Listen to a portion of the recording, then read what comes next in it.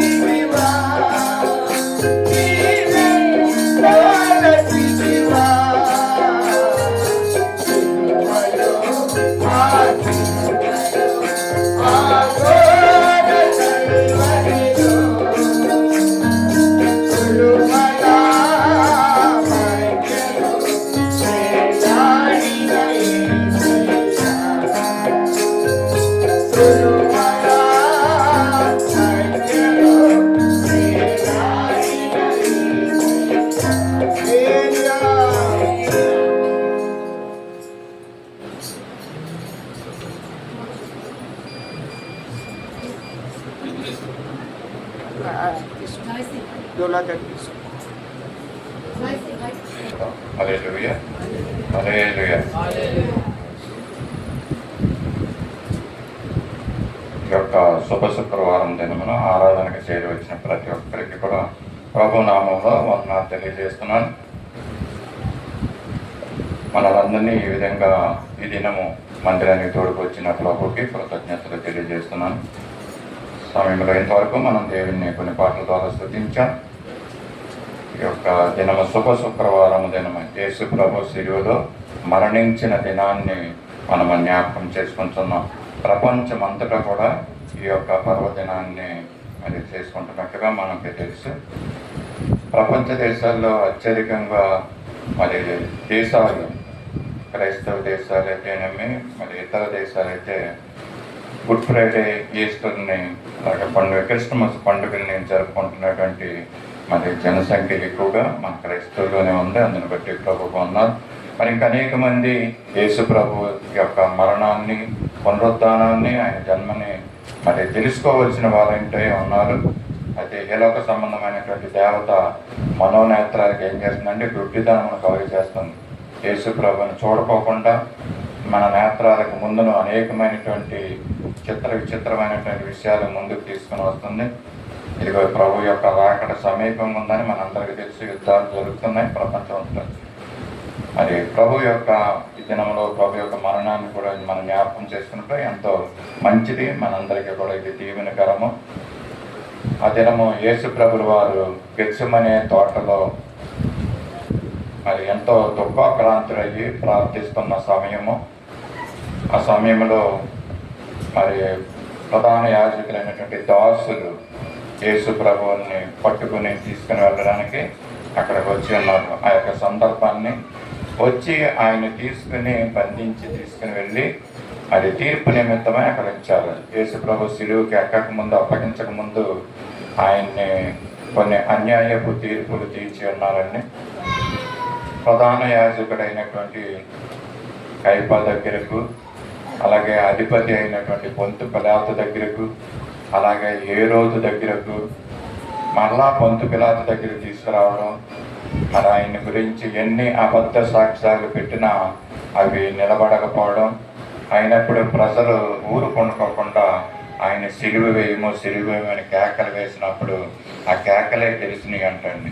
ఈ సందర్భాన్ని మనము క్లుప్తంగా జ్ఞాపకం చేసుకొని కార్యక్రమాల ముందుకు వెళ్దాం. మత్తయి సువార్త 26వ అధ్యాయము 47వ వచనంలో కొన్ని మాటలు చదువుతాను. ఆయన ఇంకా మాట్లాడుతుండగా 12 మందిలో ఒకరికి యోధా వచ్చెను. వానితో కూడా బహు జనసమూహం కత్తులు గురియలు పట్టుకుని ప్రధాన యాజకుల నుండి ప్రజల పెద్దల యొద్ద నుండి వచ్చాను.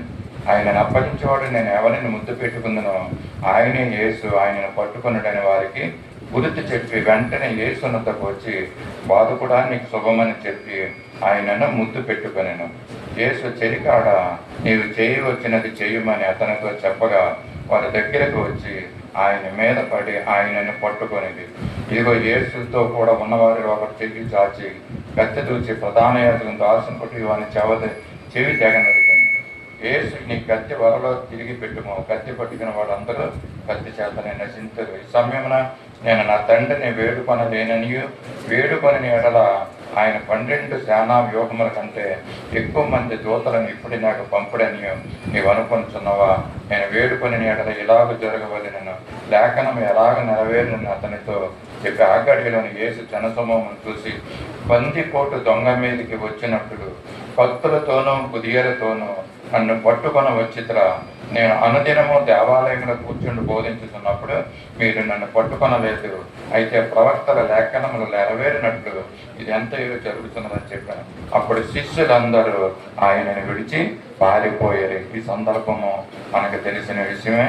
ఆయన అక్కడ ఉన్నప్పుడు 12 మందిలో ఒక శిష్యుడు ఇస్కరియోతు యోధా ఆయన పట్టుకుంటానికి ప్రధాన యాజకుల్లో మరి కొంతమంది జనసమూహము కత్తెలు గుదియలు పట్టుకొని అక్కడికి వచ్చి ఉన్నారండి.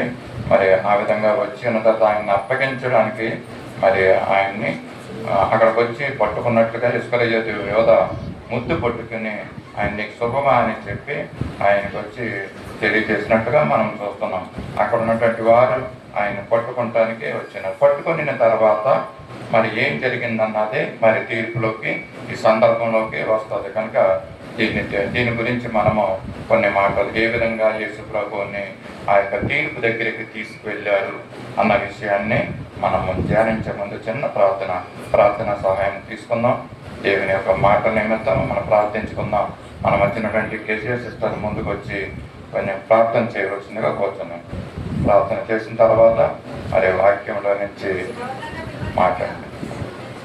రైతుగా మా పల్లవ ప్రీతండి, పరిస్థితులు దేవా, ప్రేమ నమ్మకం రాజా, మీ పరిస్థితి పాదాలకు వందనాలు స్థితులు స్తోత్రాలు చెల్లించుకుంటున్నాం.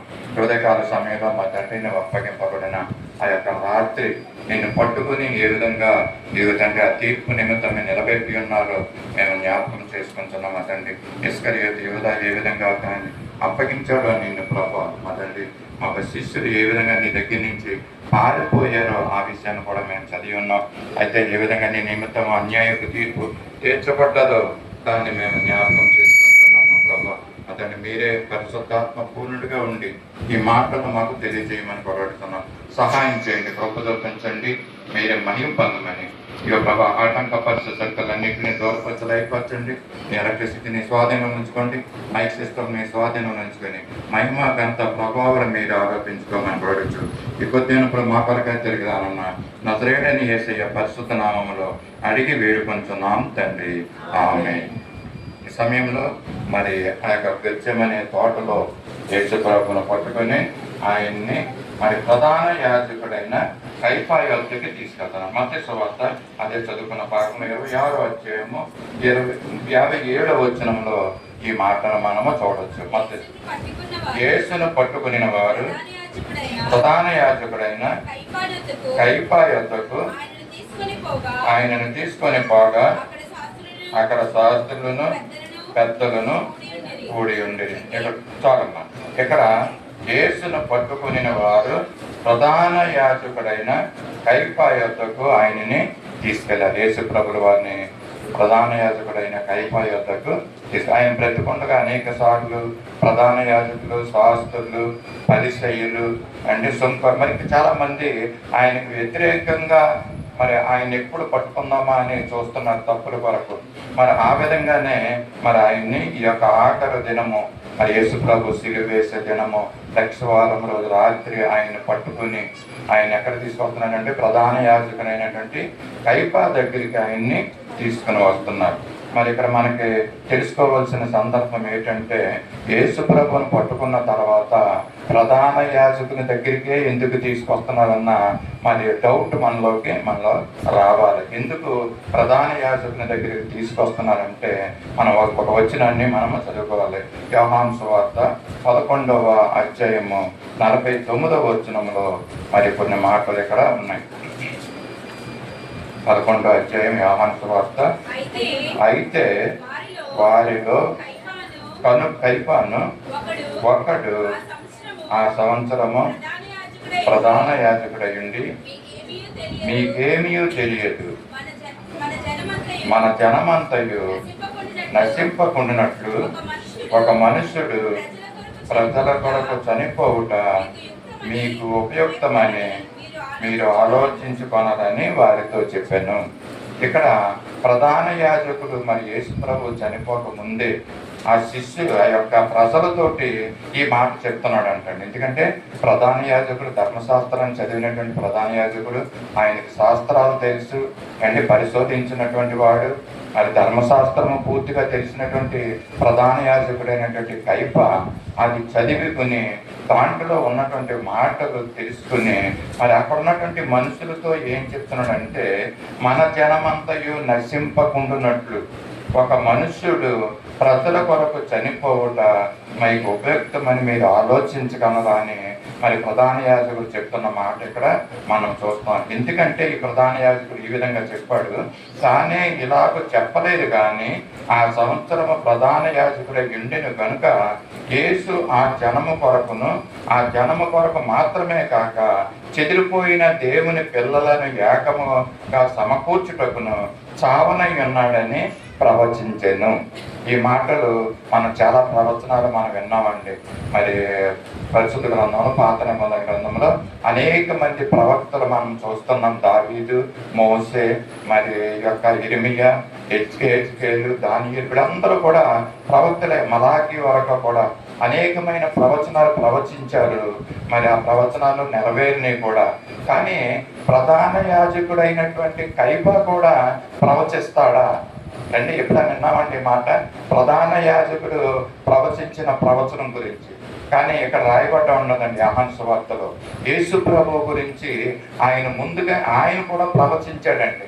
ప్రధాన యాజకుడు యాక్చువల్గా ఈ మిగతా మనుషులతో కలిపి యేసు ప్రభుకి వ్యతిరేకంగా ఉన్నటువంటి వ్యక్తి ఈయన ప్రధాన యాజకుడు. ఆయన ఎప్పుడు చంపుదామని చూసే వ్యక్తి. అలాంటి వ్యక్తి ప్రవచనం ప్రవశిస్తున్నాడండి యేసు ప్రభు గురించి. ఏం ప్రవచనం అంటే ఒక మనుష్యుడు ప్రజలందరి కొరకు చనిపోవలసి వస్తుంది, మీకు తెలియడం లేదు అని అక్కడ ప్రధాన యాజకుడు చెప్తున్నాడు. ఈ జనము కొరకు మాత్రమే కాక చెదిరిపోయిన దేవుని పిల్లలను ఏకముగా సమకూర్చుటకు చావనయ్యున్నాడని ఆయన ప్రవచించాడంట. ఆ దినము నుంచి ప్రజలు ఏం చేస్తున్నారంటే మరి యేసు ప్రభువును ఆలోచిస్తున్నారంట ఆయన పట్టుకుని ఆయన చంపడానికి. ఇదిగో ఈయన ఇప్పుడు ఈ పట్టుకున్నటువంటి యేసు ప్రభువుని ప్రధాన యాజకుని దగ్గరికి తీసుకురావడానికి ఒక కారణం ఏంటంటే ఈయన ముందుగా ప్రవచించాడు. ప్రజలు చెప్తున్నారు అనమాట ఈ యొక్క ప్రధాన యాజకుడితోటి. మరి ఎందుకు ఆయన దగ్గరికి తీసుకెళ్లారంటే ప్రధాన యాజకుని దగ్గరికి, నువ్వే కదా ప్రవచించావు, నీవే కదా చెప్పావు, ముందుగా మనుషుల కొరకు యేసు ప్రభు చనిపోతాడన్న విషయాన్ని నువ్వు తెలియజేసావు కాబట్టి ఇదిగో మేము పట్టుకుని ఇదిగో నీ దగ్గర తీసుకొచ్చాం. ఇప్పుడు నువ్వు ప్రధాన యాజకుడిగా ఆయన చంపడానికి మాకు అనుమతి ఇవ్వాలి. నువ్వు అనుమతి ఇస్తే మేము యేసు ప్రభుని చంపడానికి మేము తీసుకెళ్తామని మరి ప్రధాన యాజకుని దగ్గరికి తీసుకురావడం మనము చూస్తూ ఉంటున్నాం. తీసుకొచ్చారు అక్కడికి అండి. కైపా దగ్గరికి తీసుకొచ్చిన తర్వాత మరి అక్కడ ఒక వ్యక్తి కనపడుతున్నాడండి. 58వ వచనంలో చదువు, మత్తయి సువార్త 26:58. అదే చదువు వచనాలు. పేతురు ప్రధాన యాజకుని ఇంటి ముంగిటి వరకు ఆయనను దూరం నుండి వెంబడించి లోపలికి పోయి దీని అంతమేమో చూడవలనని కొండ్రోజులతో కూడా కూర్చుండేను. పేతురు ఇక్కడ ఎంటర్ అయ్యాడండి. ఇక్కడైతే అంతకు ముందు వచనంలో విడిచి పారిపోయారని 56వ వచనంలో ఉంది. అయితే యేసు ప్రభువును పట్టుకుని కైపా దగ్గరికి తీసుకొచ్చిన ఆయన అయితే ఒక వచనంలో ఎలాగుందంటే లూకా సువార్త 22వ అధ్యాయం 54వ వచనంలో ఏమని ఉంటుందంటే ఆయనను ఈడ్చుకొని పోయిరి అని ఉందండి. లూకా సువార్త 22వ అధ్యాయము వారు ఆయనను పట్టి ఈడ్చుకొని పోయిరి, ప్రధాన యాజకుని ఇంటిలోనికి తీసుకుని వెళ్ళారంట. యేసు ప్రభువును పట్టుకున్న తర్వాత వాళ్ళు ఎలా తీసుకెళ్లారంటే యేసు ప్రభు మామూలుగా మరి బంధించి చేతులతో నడిపించి తీసుకెళ్లేదంటండి. ఆయన్ని ఈడ్చుకుని పోయారంటే. ఎంత దురదృష్టకరమో చూస్తున్నాం కదా, ఎంత కఠినాత్ములైనటువంటి ఈ మనుషుల్ని మనము చూస్తున్నాం. ఆ సందర్భంలో ప్రధాన యాజకుని ఇంటి దగ్గరికి తీసుకెళ్ళినప్పుడు అక్కడ ఒక వ్యక్తి కనపడుతున్నాడు. ఎవరంటే పేతురు కనపడుతున్నాడు. అక్కడ యేసు ప్రభు యొక్క శిష్యుడే. మరి పేతురు కూడా అక్కడ ఉన్నప్పుడు మరి ఆ విధంగా జరుగుతున్నప్పుడు అక్కడ 59 ప్రధాన యాజకులను మహాసభ వారందరూ యేసును చంపవలనని ఆయనకు విరోధముగా అబద్ధ సాక్ష్యము వెతుకుచుండ్రి. అబద్ధ సాక్షులు అనేకలు వచ్చినను సాక్ష్యం ఏమీ దొరకలేదంటండి. అలాంటి సమయంలో మరి అక్కడ ఎవరున్నారంటే పేతురు ఉన్నాడంటే. అక్కడ యేసుప్రభు శిష్యుడు, యేసుప్రభుతో ఉన్నవాడు, చూసినవాడు, బ్రతికినవాడు, ఇదిగో ఆయనతో ఆహారం తిన్నవాడు, అన్నీ ఉన్నా కూడా పేతురు అక్కడికి వచ్చి మరి యేసుప్రభు మీద అబద్ధ సాక్ష్యాలు వాళ్ళు మోపుతుంటే ఇది అక్కడ నిలబడి ఇది అబద్ధము, ఇది నిజము కాదన్న విషయాన్ని అక్కడ తెలియజేయలేనటువంటి పేతురు శిష్యుడిని ఇక్కడ మనం చూస్తామండి. కానీ ఈ విధంగా మరి ఆయన మీద ఏంటండి అబద్ధ సాక్ష్యాలు, ఆయన చంపడానికి అబద్ధ సాక్ష్యాలు అంటే మొదటి అబద్ధ సాక్ష్యం ఏంటంటే ఇదిగో 63వ వచనంలో చూస్తాం. అదే మత్తయి సువార్త 26:63లో ఏంటంటే మొదట ఆ నేరం ఆయన మీద మోపేది. అందుకు ప్రధాన ఆయనను చూసి నువ్వు దేవుని కుమారుడైన క్రీస్తు అయితే మాతో చెప్పుమని జీవం గల ఆనబెట్టుతున్నానని. అందుకు యేసు నీవన్నట్టే అనను. నీవు దేవుని కుమారుడువా అంటే వీళ్ళందరూ కూడా యూదులందరూ కూడా మరి యెహోవా దేవుణ్ణి ఆరాధిస్తున్నవారు, మరి ధర్మశాస్త్రాన్ని ఆచరిస్తున్నవారు. కానీ దేవుని కుమారుడు వస్తాడన్న విషయం వాళ్ళకి తెలుసు, మెస్సయ్యగా వస్తాడన్న విషయం తెలుసు. కానీ యేసు ప్రభు ఆయన దేవుని యొక్క కుమారుడని మరి వీళ్ళ పూర్తిగా నమ్మడం లేదండి. ఆయన్ని నమ్మక ఇక్కడ ప్రధాన యాజకుడు అడుగుతాడు, నువ్వు దేవుని కుమారుడైన క్రీస్తు అయితే ఆ మాట మాతో చెప్పుమని జీవం గల దేవుని తోడని ఆయనకు ఆనపెట్టుచున్నానని చెప్పినప్పుడు యేసు ప్రభు ఏమంటాడంటే నువ్వు అన్నట్టే అంటాడండి. సమాధానం ఒకటే సమాధానం. అంతేకాకుండా కింద చెప్తాడు 64వ వచనంలో ఒక అద్భుతమైనటువంటి మాటని యేసు ప్రభు చెప్తాడు. మనందరం జ్ఞాపకం ఉంచుకోవాల్సిన మాట ఏంటంటే ఇదిలో మొదలుకొని మనుష్య కుమారుడు సర్వశక్తిని కుడిపార్శ్వమున కూర్చుండుటయు ఆకాశ మేఘారుడే వచ్చుటయు మీరు చూతులని చెప్పగా చాలండి. ఇక్కడ యేసు ప్రభు ఇస్తున్నటువంటి సాక్ష్యము ఇది నిజమైనటువంటి సాక్ష్యం అంటే సర్వశక్తిని కుడిపార్శ్వమున కూర్చుంటయు అలాగే మేఘారూఢుడై ఆయన వచ్చుటయు మనుష్య కుమారుడు మీరు చూస్తారనేసి ఆయన యేసు ప్రభుల వారు అక్కడ సాక్ష్యం ఇచ్చారండి. ప్రధాన యాజకుడికి అక్కడ మనసుకి ఇది ఉన్నది, ఆ ముమ్మాటికి మరి 100% నిజం అనేసి ఇక్కడ తెలియజేస్తున్నాం. ఈ మాటలు తెలియజేస్తున్నప్పుడు ప్రధాన యాజకుడు ఏం చేశాడండి, ఈయన దేవదోషణ చేస్తున్నాడు, మనకి ఇంకా సాక్షులతో పనిమేంటి, ఈయన మరణానికి పాత్రుడని అక్కడ తీర్పు చెప్పేశాడండి. అక్కడ అంటే మరణానికి పాత్రుడు అన్నట్టుగా ఇక్కడ చెప్తున్నాడు. రెండవ అబద్ధ సాక్ష్యము ఏంటంటే మత్తయి సువార్త 61వ వచనంలోనే ఆ మాట ఉందండి. ఏమంట ఉంటదంటే ఇక్కడ వీడు దేవాలయమును పడగొట్టి 3 దినములలో దాన్ని కట్టగలనని చెప్తున్నారు. ఈయన ఇక్కడ వీళ్ళు ఏం ఆలోచించుకున్నారంటే శారీరక సంబంధమైనటువంటి దేవాలయం గురించి వీళ్ళు ఆలోచిస్తున్నారు. ప్రభువు చెప్పింది తన తండ్రి యొక్క కుమారుడిని, సర్వశక్తిని యొక్క కుమారుడిని అని చెప్తున్నాడు. అంతేకాకుండా నేను దేవాలయం గురించి ఆయన చెప్పి దేవాలయం పడగొట్టి 3 దినాల్లో లేపుతానని అన్నాడండి. ఈయన మీద అబద్ధ సాక్ష్యం యేసు ప్రభు మీద అబద్ధ సాక్ష్యాన్ని ఆయన మీద మోపుతున్నట్లుగా మనం ఇక్కడ చూస్తున్నాం. మూడో ఒక అబద్ధ సాక్ష్యాన్ని కూడా మనం చూద్దాం.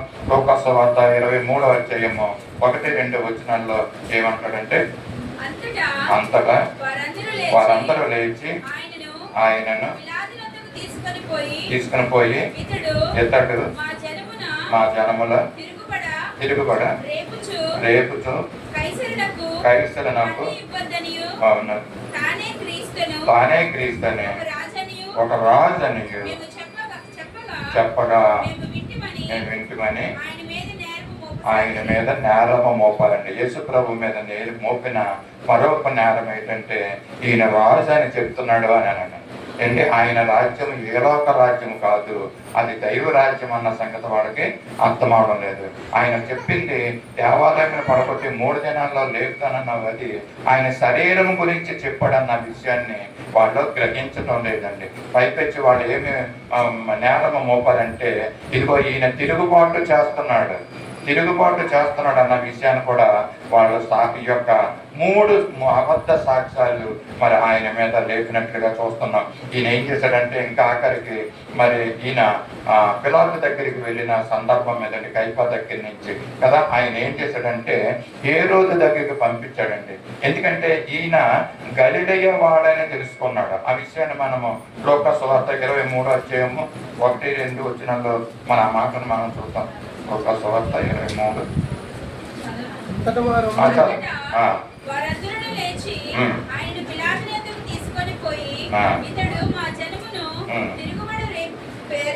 తిరుగుబడ ప్రేరేపించుతున్నాడని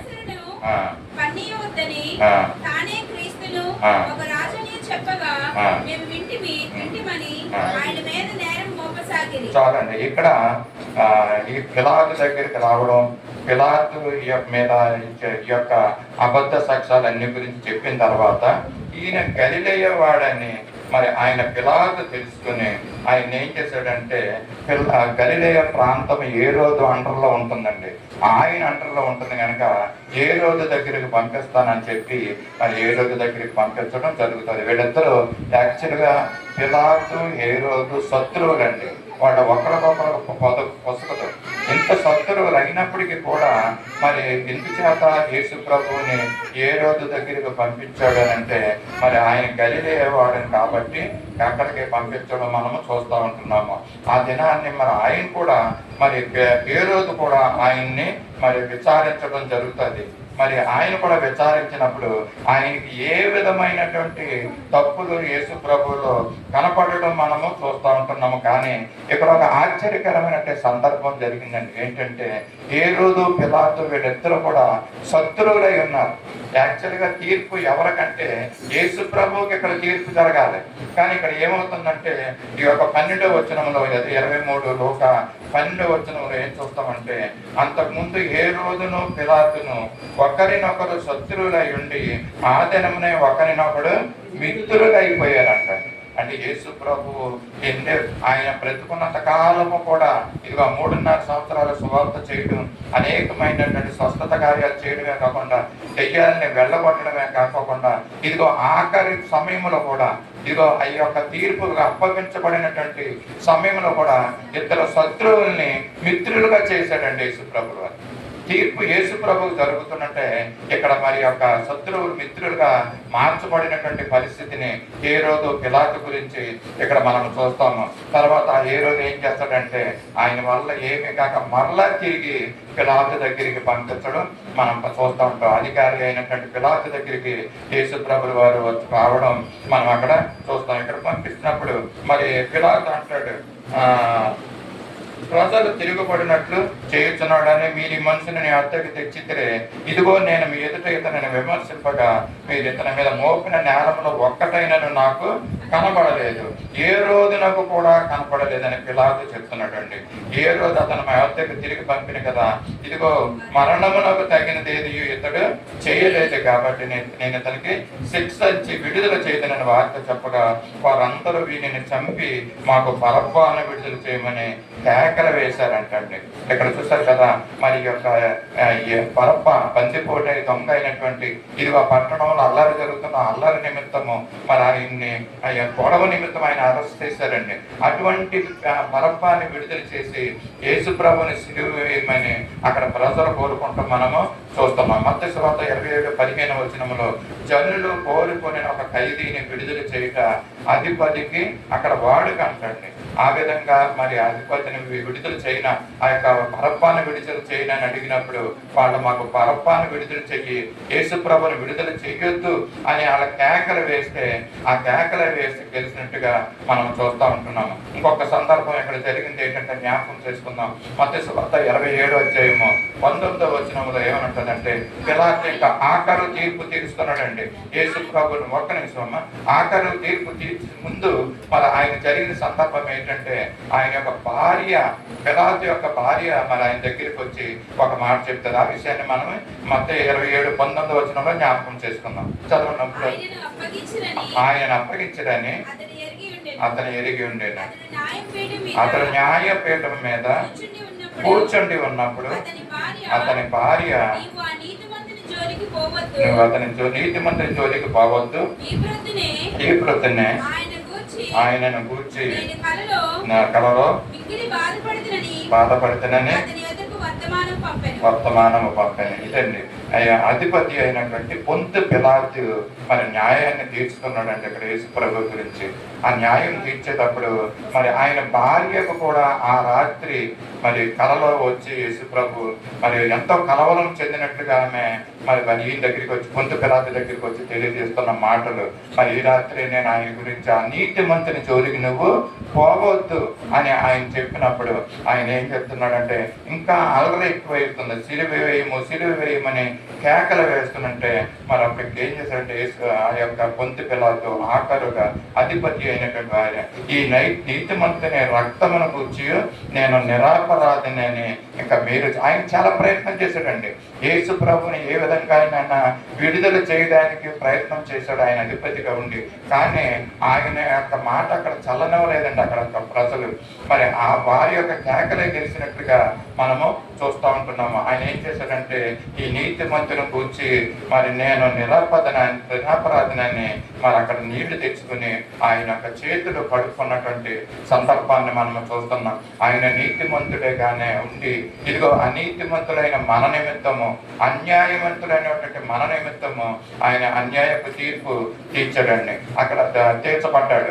ఇక్కడ మరి పొంతు పిలాతు ఏమంటున్నాడంటే ఈ నీతిమంతుని రక్తం గురించి నేను నిరాపరాధిని మీరే చూసుకోనడని యేసు ప్రభువుని అక్కడ అప్పచెప్పడం వాళ్ళకి మనం చూస్తున్నాం. వాళ్ళందరూ ఒక మాట అంటారండి, యూదులైనటువంటి వారు ఏమంటారంటే ప్రజలందరూ 25 మనం చూస్తున్నాము, ప్రజలందరూ వాని రక్తము మా మీదను మా పిల్లల మీదను ఉండును కాకని అనిరండి. అసూయ చేత అప్పచెప్పినట్లుగా పొంతు పిలాతు గ్రహించి ఆయన చేతులకు కడుక్కొని నీళ్లు ఈ నిరపరాధ రక్తాన్ని నేను బాధ్యుని కాను, మీరే బాధ్యులని యేసు ప్రభు వారికి అప్పచెప్పినాడు ప్రజలకి. వాళ్ళు ఏమంటారంటే ఇదిగో ఈ నిమిత్తము ఇదిగో వాని రక్తము మా మీదను మా పిల్లల మీదను ఉండును కాకని మరి అన్నప్పుడు మరి అదే విధంగా మరి ఇంతకుముందు జ్ఞాపకం చేసుకున్నట్లుగా ఇదిగో యేసు ప్రభు యొక్క రక్తము అపరాధము ఇదిగో ఎప్పటికీ కూడా ఆ యూదుల మీద, ఇశ్రాయేలు ప్రజల మీద ఎప్పటికీ అది అలాగా నిలిచే ఉందండి.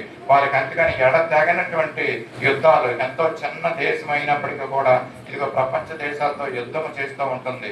వీళ్ళ అవివేకమే, వీళ్ళ అజ్ఞానము ఆ విధంగా మరి వారిని మరి అపరాధులుగా చేసినట్టుగా మనం చూస్తున్నాం. వారి ఆ యొక్క శాపాన్ని నుంచి మరి వాళ్ళు బయటికి రాలేకపోతున్నారండి. ఎప్పటికీ కూడా వారిని యుద్ధాలతోటే వారు ఎప్పటి వరకు అంటే ఇది యేసు ప్రభుల వారి యొక్క రెండవ రాకడ వరకు కూడా ఈ యుద్ధాలు ఇలా జరుగుతూనే ఉంటాయి అంటండి. ఇశ్రాయేలు ప్రజలకి యుద్ధం అయితే ఆగదని ప్రవచనాలు మరి ఆ యొక్క చరిత్రకారులు తెలియజేస్తున్నటువంటి విషయాన్ని మనం చూస్తున్నాము. యేసు ప్రభు ఈ విధంగా మరి ఆయన చేయనటువంటి నేరానికి అబద్ధ సాక్ష్యాలు ఆయన మీద మోపి ఇదిగో పొంతు పిలాతు, ఇదిగో ప్రధాన యాజకులు మరి పొంతు పిలాతు ఏ రోజు మరలా పొంతు పిలాతు దగ్గరికి తీసుకురావడం, ఆయన్ని మరి ప్రజల దగ్గరికి అప్పచెప్పడం. అయ్యా మరి పొంతు పిలాతుకు తెలిసండి అది అసూయ చేతనే ఈ ప్రజలు ఈ అప్పచెప్పించారన్న విషయాన్ని కూడా ఆయన గ్రహించి ఆయన చేతులు పడుకున్నాడు. మరి నీతిమంతుని రక్తం ఆయన మీదకి రాకోకుండా యూదులైతే మా మీద మా పిల్లల మీద ఆ యొక్క అపరాధం వచ్చిననేసి అనేసి కాకని వాళ్ళు పలకడం మనం చూస్తూ ఉంటున్నామండి. ఈ విధంగా యేసు ప్రభు వారిని మరి ఏ విధంగా మరి శిక్షించారో ఒక మాటని యెషయా మరి గ్రంథం 53 అధ్యాయంలో ఒక్క మాట మనం చూసి ముగింపులోకి వెళ్తాము. 8వ వచనం, 53 8వ వచనంలో, అన్యాయపు తీర్పు నొందిన వాడే అతడు కొనుక్కోబడెను, అతడి నా జనుల అతిక్రమములను బట్టి మొత్తపడనండి. ఇది చేసినటువంటి తీర్పు ఎలాంటిదంటే అబద్ధ సాక్ష్యాలు మోపి అన్యాయపు తీర్పు తీర్చబడ్డాడండి. ఇది దేవుని యొక్క ప్రవచనమైన ప్రవచనాన్ని నెరవేర్చడానికైనా, అయితే శారీర రీత్యా యేసు ప్రభు మన నిమిత్తం మన పాపములన్నిటిని ఆయన మీద మోపుకొని మరి ఆయన భరించాడు. ఆ తీర్పులో అన్యాయపు తీర్పు ఆయన పొంది ఉన్నాడని మనం చూసాం. అన్యాయపు తీర్పు పొందావు నాకై అపహాస్యము భరించావన్న మాట మనం పాడుకున్నాం. అన్యాయపు తీర్పు పొందావు నాకై అపహాస్యం భరించావా, ఆదరణ కరువై బాధింపబడియు నీ నోరు తెరువాలేదే. అన్యాయపు తీర్పు పొందావు నాకై అపహాస్యం భరించావా, ఆదరణ కరువై బాధింపబడియు నీ నోరు తెరువాలేదే. నీ ప్రేమ మధురం, నీ ప్రేమామరం, నీ త్యాగమే నన్ను మురిపించింది. నీ ప్రేమ మధురం, నీ ప్రేమామరం, నీ త్యాగమే నన్ను మురిపించింది. ఎందుకో ఈ ఘోర పాపిని చేరాదీసా ప్రభువా,